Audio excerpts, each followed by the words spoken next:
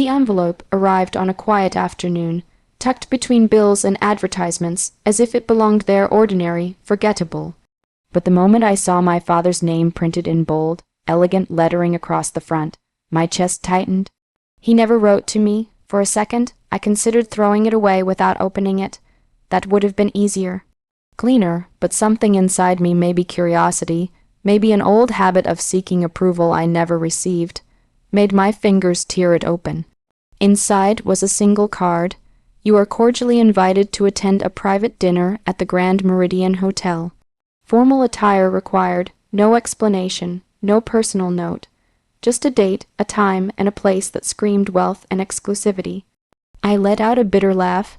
That was my father in a nutshell, cold, precise, and always performing for an audience. If this dinner mattered, it wasn't because of me. It was because of who would be watching. I leaned back in my chair, staring at the card as memories I had spent years trying to bury began clawing their way back. "You'll never make a dime." I could still hear his voice, sharp, dismissive, final. He'd said it so many times that it stopped feeling like an opinion and started sounding like a fact. When I chose a different path instead of joining his business empire, that sentence became his favorite weapon. "You don't have what it takes. Dreams don't pay bills. You're wasting your life." Every word had landed like a stone, heavy and unrelenting, until eventually I stopped trying to prove him wrong and started trying to survive without him. We hadn't spoken in years. Not really. The last time we saw each other ended with him shaking his head in disappointment while I stood there, swallowing everything I wanted to say. So why now? Why invite me into his world again? I looked around my small apartment, the peeling paint near the window, the second-hand furniture, the quiet evidence of a life built without his help. It wasn't glamorous, but it was mine, every inch of it, and yet the invitation sat there, pulling at something unresolved inside me. Maybe it was a mistake to go. Maybe it was exactly what I needed. By the time the evening arrived, I still wasn't sure which one it was. The Grand Meridian Hotel stood like a monument to everything my father valued: power, wealth, perfection. Its glass exterior reflected the city lights like a polished mirror, untouchable and cold. I hesitated at the entrance, adjusting my jacket. It wasn't designer, but it was clean, well-fitted, good enough, it had to be. As I stepped inside, the world shifted. Crystal chandeliers bathed the lobby in golden light, marble floors stretched endlessly beneath my feet. Conversations floated through the air, soft, controlled, practiced. People here didn't just talk, they curated every word. I felt it instantly. I didn't belong. A hostess guided me toward the private dining hall without asking many questions. My name, it seemed, was already on the list. Of course it was. The doors opened, and the sound of refined laughter spilled out like a performance already in progress. Inside, elegantly dressed guests gathered around a long table adorned with silverware that probably cost more than my rent.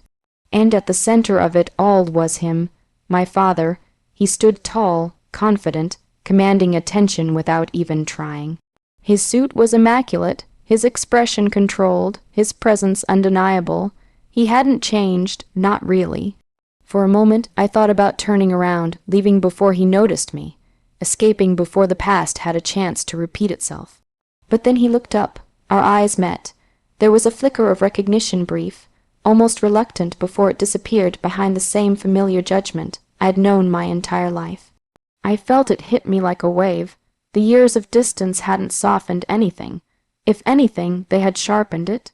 He didn't smile. He didn't move toward me. Instead, his lips curved ever so slightly, not in warmth, but in something colder. Expectation, evaluation, the kind that always came before disappointment. And just like that, I knew. This dinner wasn't about reconnecting. It wasn't about family. It was about something else entirely. Something I hadn't yet seen, but could already feel coming. I took a slow breath and stepped fully into the room anyway. Whatever this was, I wasn't walking away from it, not this time. The moment I stepped fully into the dining hall, the weight of 100 silent judgments seemed to settle on my shoulders. Conversations didn't stop, but they shifted. Eyes flickered toward me, assessing, measuring, quietly categorizing. I was the unfamiliar piece in a perfectly arranged puzzle, the one that didn't quite fit. My father noticed it too. Of course he did. He thrived in rooms like this, rooms where power was unspoken but understood, where influence carried more weight than words. And tonight, this was his stage. Well, he said, loud enough to carry across the table, look who decided to show up. A few guests turned more openly now, their curiosity no longer hidden behind polite restraint. I forced a small nod. You invited me. A faint ripple of amusement passed through the room, like they were watching the beginning of something entertaining. Yes, he replied, lifting his glass slightly. I did. Thought it might be educational for you. There it was. The tone I knew too well, casual on the surface, cutting underneath. A server appeared beside me, offering a drink. I accepted it, more for something to hold than anything else. My fingers felt steadier wrapped around the glass. Come. My father gestured toward the long table. Sit, observe, you might learn how real business works. I walked forward, every step deliberate, refusing to let the discomfort show. The chair they had left for me was near the far end, not quite hidden, but far enough from the center to make a point. Exactly where I belonged in his world. As I sat down, conversations resumed around me, but now I was part of them, or rather, the subject of them. This is your child, one of the guests asked, a man with a polished smile and eyes that didn't quite match it. My father nodded, almost proudly, though there was no warmth in it. Yes, the one who chose a different path. A few knowing glances were exchanged. Ah, another guest said lightly, the creative type, perhaps. My father chuckled, taking a slow sip of his wine. If by creative you mean unemployed and stubborn, then yes. Laughter followed. Soft, controlled, but unmistakably real. It shouldn't have surprised me, not anymore. Still, something in my chest tightened. I'm doing fine, I said calmly, keeping my voice steady. My father turned to me as if I had just spoken out of turn. Fine, he repeated, almost tasting the word. Fine doesn't build empires. Another round of quiet laughter. He leaned back in his chair, studying me like I was an example he was about to present. You see, he addressed the table, this is what happens when you ignore good advice, when you think passion matters more than practicality. I felt the old anger stirring, but I pushed it down. Losing control here would only prove his point. I didn't come here to argue, I said. No. His eyebrows lifted slightly. Then why did you come? The question lingered in the air, heavier than it should have been. I didn't have a simple answer. Before I could respond, he continued, his voice sharpening just enough to cut. Let me answer that for you, he said. You came because, deep down, you know I was right. Silence fell, not awkward but expectant. He set his glass down with quiet precision.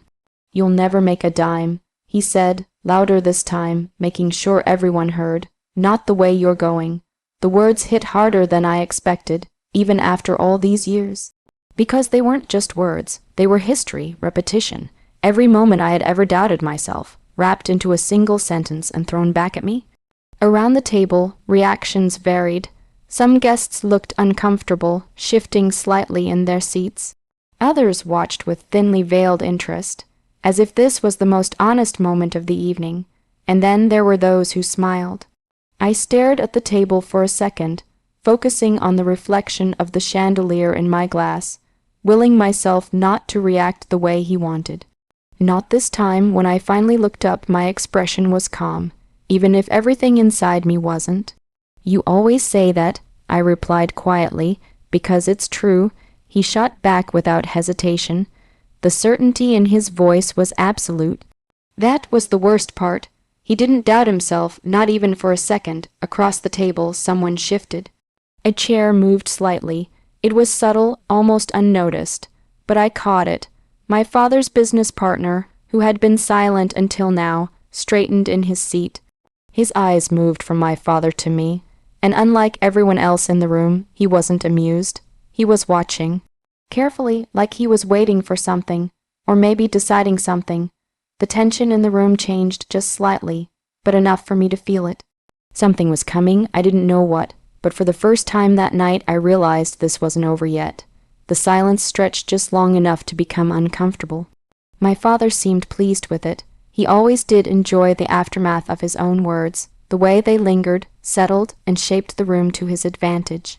He reached for his glass again, completely at ease, as if nothing unusual had happened. But something had. I could feel it. It started as a shift in the air, subtle, almost imperceptible but unmistakable. The kind of change you don't see right away, only sense. Then came the sound, a chair sliding back, not loudly, not dramatically, just enough to draw attention without asking for it. Every head turned. My father's business partner stood. Until that moment, he had been a quiet presence, observant, composed, the kind of man who didn't need to speak often to be heard.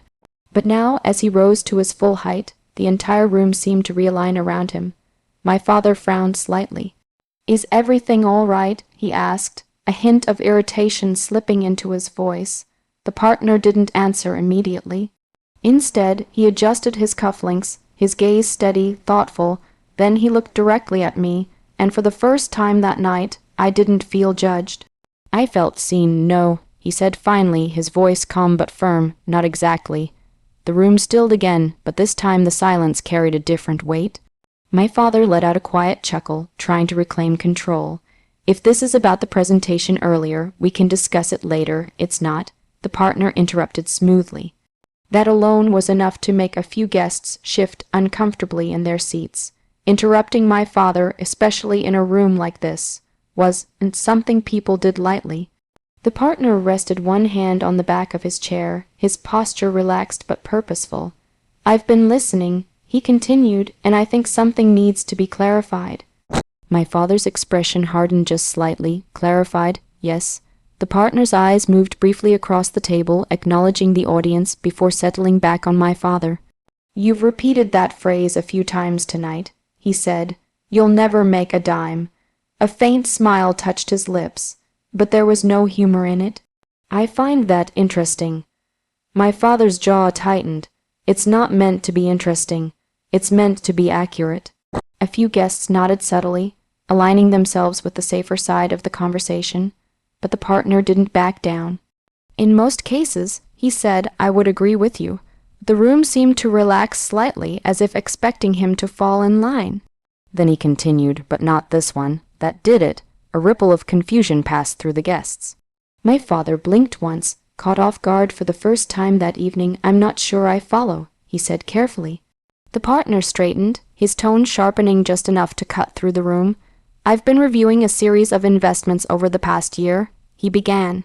"Independent ventures, startups, quiet acquisitions." My heart skipped. I knew where this was going. And suddenly so did he. My father's eyes flicked toward me, then back to his partner. "What does that have to do with anything?" "Everything," the partner replied.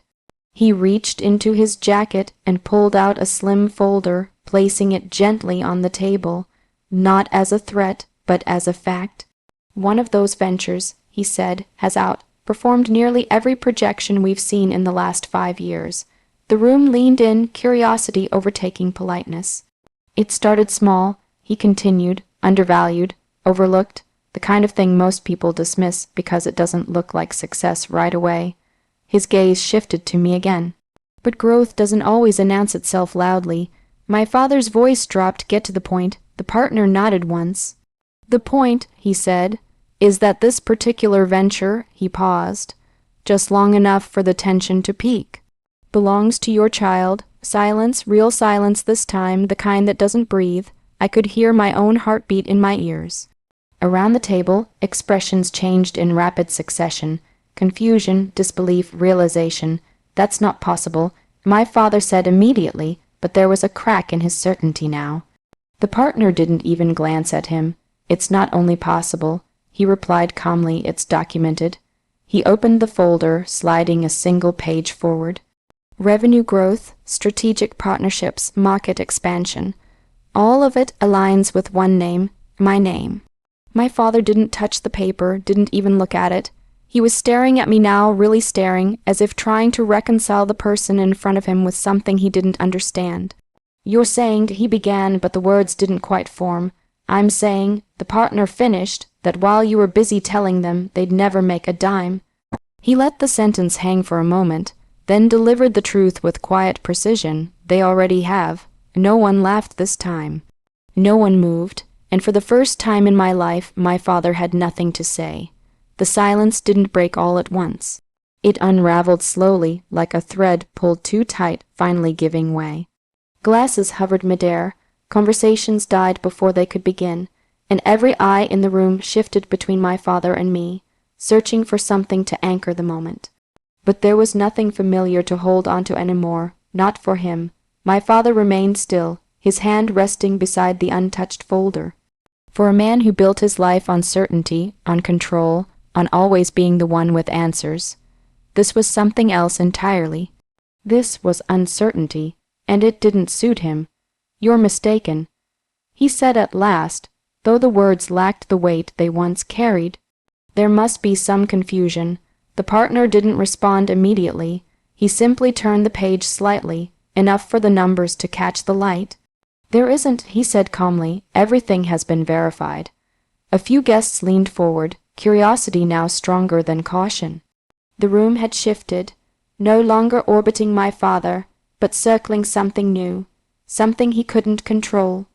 His gaze snapped back to me, sharper this time, searching. "Why didn't you say anything?" he demanded.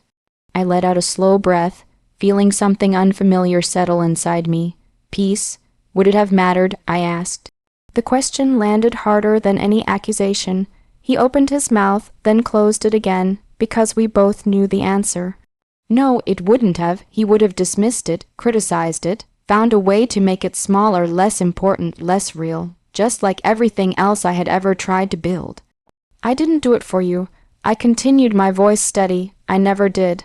The words weren't angry, they didn't need to be. That was the difference now. For years I had imagined this moment differently. I thought there would be shouting or anger or some dramatic release of everything I had held back. But standing there in front of him, I realized something simple. I didn't need that anymore. My father straightened slightly, instinctively trying to recover his posture, his authority. "If this is true," he said carefully, "then you've clearly made progress." Progress. I almost smiled. Even now, he couldn't bring himself to fully acknowledge it. "It's more than progress," the partner said, his tone measured but firm. "It's success." The word echoed quietly through the room. Success, not potential, not possibility, not someday. Now, my father's jaw tightened, but he didn't argue because he couldn't. For the first time in my life, there was proof he couldn't dismiss. And everyone had seen it. I set my glass down gently, the soft clink cutting through the tension. "I didn't come here to prove anything," I said. "Not tonight." He looked at me again, really looked this time, not with judgment, not with expectation, but with something uncertain. Something almost unfamiliar, regret maybe. "I invited you because," he started, but the sentence faltered before it could find its footing. "Because what?" Because he wanted to reconnect, because he was curious, or because, deep down, he expected nothing to have changed? None of those answers mattered now. "You invited me to watch," I said quietly, "to remind me where I stand." His expression shifted just slightly. "And now?" he asked. I held his gaze. "Now I know exactly where I stand. Not beneath him, not behind him. Just separate, whole, complete in a way I had never needed him to understand." The room felt different now. Not intimidating, not overwhelming. Just a space filled with people who had witnessed something real, something unscripted, something my father hadn't planned. "I'm glad you succeeded," he said after a long pause, the words careful, almost unfamiliar on his tongue. It wasn't an apology, but it was the closest thing he had ever given. I nodded once. "That's enough," I replied. And I meant it, because I wasn't waiting anymore. For approval, for validation, for him to finally see me the way I had once needed him to. I already saw myself, and that was more than enough. I turned, stepping away from the table, from the expectations, from the years of trying to fit into a space that was never meant for me. No one stopped me, no one spoke, they didn't need to. By the time I reached the door, I allowed myself one last glance back. My father was still standing there, the folder now open in front of him, his expression unreadable to everyone else in the room. But I understood it. For the first time, he was the one being forced to reconsider everything he believed. For the first time, he was the one learning. I stepped out into the cool night air, the city lights stretching endlessly ahead. There was no applause, no dramatic ending, just a quiet, undeniable truth settling into place. He had been wrong. And I had never needed him to be right. That was the real victory. Not proving him wrong in front of a room full of people, but finally realizing I had already won long before I walked in.